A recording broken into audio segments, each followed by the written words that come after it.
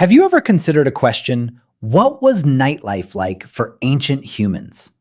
Picture yourself deep inside a cave. Not the mouth, where a little daylight still leaks in, but 336 meters back in total, absolute darkness.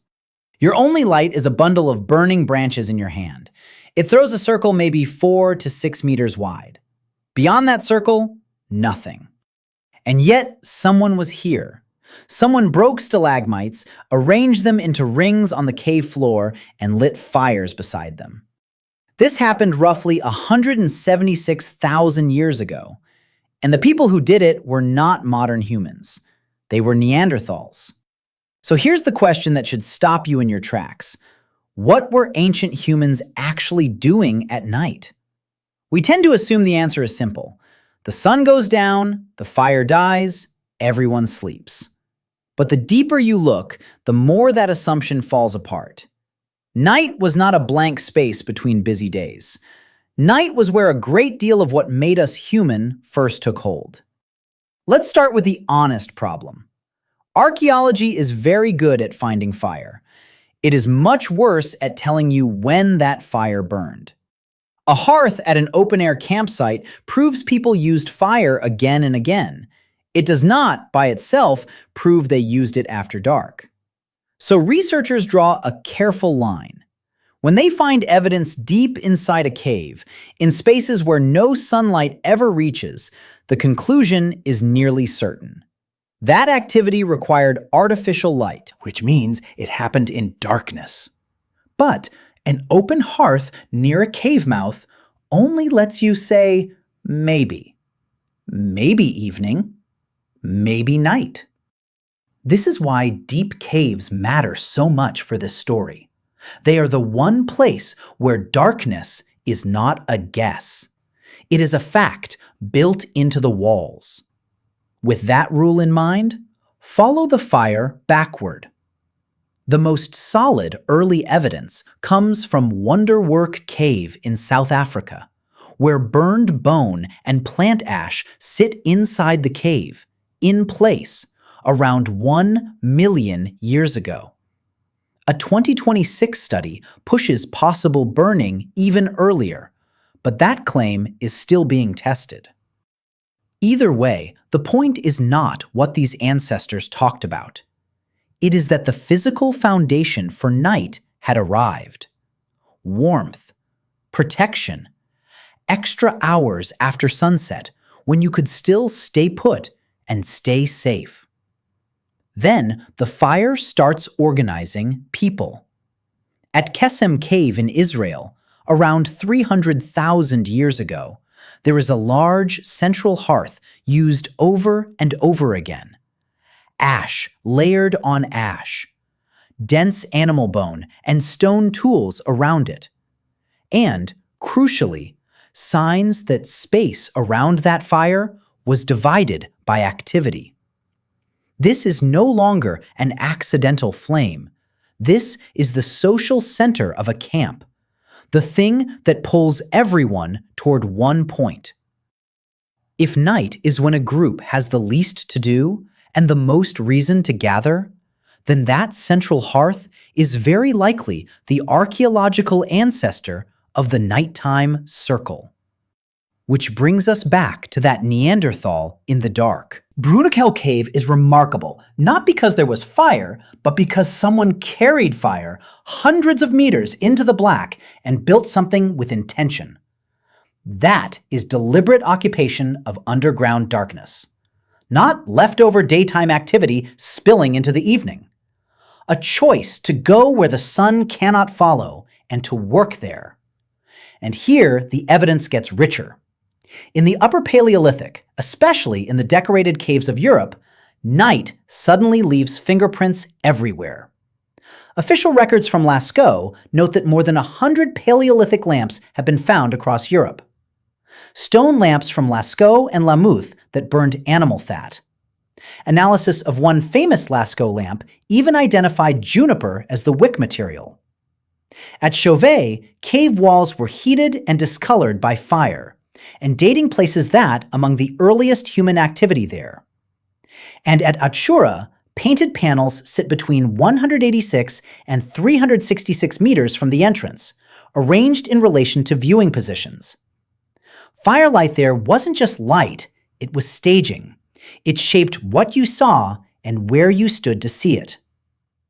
Experiments make all of this concrete. A research team led by Medina Al-Qaeda rebuilt Paleolithic lighting and tested it.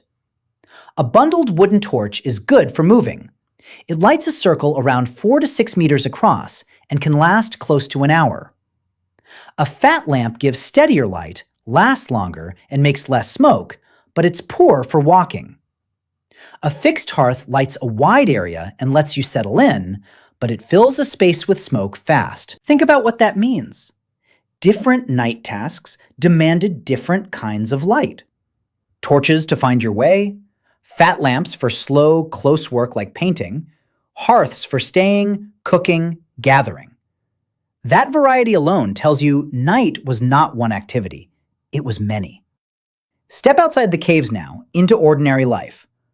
Ohalo II, a lakeside camp in Israel from about 23,000 years ago, was preserved by water and gives us a rare window. 6 brush huts, open hearths, burials, plants, fish, and stone tools in abundance. Inside the huts, you can see a central fire, a zone for processing plants, a zone near the entrance for stonework. Space divided by task, just like a home. The fish tell an even sharper story. This was not casual fishing. It was year-round use of the shore. And one small fish species spawns in shallow water after nightfall in winter. So researchers suggest Ohalo II may hold the earliest hint of targeted night fishing in the region, though they carefully leave room for a natural explanation too. Cooking, mending, watching children, cleaning a catch. This is what the edge of night looked like. But don't imagine a clean line of progress. Monteverde in South America was long used to picture extended evening life at a late Ice Age camp, with huts, hearths, and footprints. Then, a 2026 reassessment questioned its dating and layers, which weakened its standing as a confident night model. That's a useful warning. The richer a site looks, the more tempting it is to read the night into it. Discovery is not the same as certainty. Now, watch what changes when people settle down. Once farming and permanent houses arrive, the big shift is not that humans suddenly worked at night for the first time. It's that night got domesticated, built into the walls. At Bruniquel and Chauvet in Anatolia, studies of hearths show their size, shape, and placement were shaped by light, warmth, ventilation, room function, and household size. The fire is now part of the architecture. At Chauvet, roof entrances doubled as smoke holes, and interiors held ovens, hearths, platforms, and storage. That layout almost has to mean evening cooking, repair, childcare, conversation, and small crafts. At Zhangzhai in northern China, an early farming village, houses, storage pits, and hearths were distributed across residential clusters. Once you have grain, storage, and fixed households, the night becomes a time for processing food, fixing tools, and family life across generations. Though here the reasoning leans on layout and labor logic, not direct lamps, so the confidence is lower than in those deep caves. The same institutional drift shows up elsewhere. At Nabda Playa in northeastern Africa, long sequences of seasonal camps, herding, and megalithic structures point to settled nights of gathering and tending animals. In Australia, Kunal Cave holds activity beyond the reach of natural light, and heritage records call it the first confirmed site of Aboriginal art made past that light, with torch use strongly inferred. And at New Guinea II Cave, recent work found finger grooves on crystal surfaces that only shimmer under faint, flickering firelight, hinting that the fire itself was part of a ritual of touching and seeing. So why did any of this need to happen after dark at all? Because humans are not built for the night. Our eyes depend on rod cells that lag far behind true nocturnal animals, and adjusting to darkness can take tens of minutes. Our internal clocks are tuned to sunlight, and evening light pushes them later, suppressing melatonin and shortening the body's sense of night. So when ancient people lit a fire, they weren't just replacing lost daylight. They were quietly rewiring when they felt awake. And here, modern research corrects a stubborn myth. People without electric light do not simply sleep the moment the sun sets. Studies of the Hadza, San, and Tsimane found sleep averaging around 6 to 7 hours. For the Hadza specifically, about 6.25 hours, with naps common during the day. Which means prehistoric nights very likely held a stretch of being awake, but done with the day's work. Exactly the window for talking around the fire, mending gear, and minding infants. Those Hadza nights reveal one more thing. Over more than 220 hours of observation, there were only 18 minutes when every adult was asleep at once. Someone was always stirring. Smoking, tending a crying baby, keeping half an eye out. Not a formal guard. Just staggered wakefulness spread across ages, which is far more efficient than a dedicated watchman for a small group sleeping around a fire. Still, the night was never a smooth blanket of dark. Fire gave warmth, light, and some protection from predators, but smoke was the price. Studies of cave hearths show smoke can make a space unbearable within minutes to tens of minutes. In summer, the smoke layer sinks toward the floor. In winter, it rises. Hearth placement, cave opening, season, and airflow decided whether you could actually sit by that fire for long. Prehistoric night was cut into pieces of possibility by wind, cold, and fuel. So, pull it all together. Across the world, night carried at least 6 jobs. Survival through warmth and protection. Housework through cooking and repair. Social bonding through talk and stories. Care through watching children and sharing the watch. Economy through night hunting, fishing, and cave mining. And symbol through images made by firelight deep underground.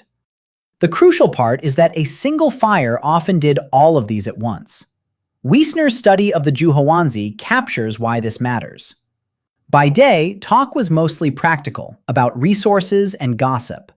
But at night, around the fire, conversation turned to imagination, to stories, to distant people and relationships.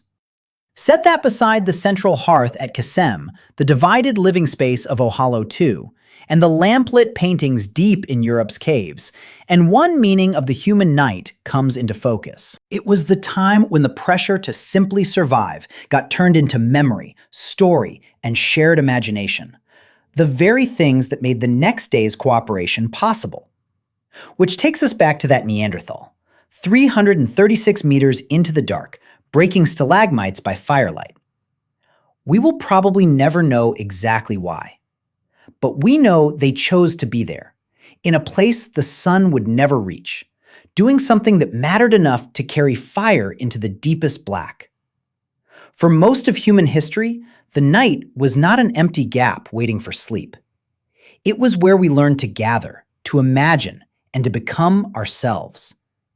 And every time you sit up late, talking in a warm room, you are doing something very, very old.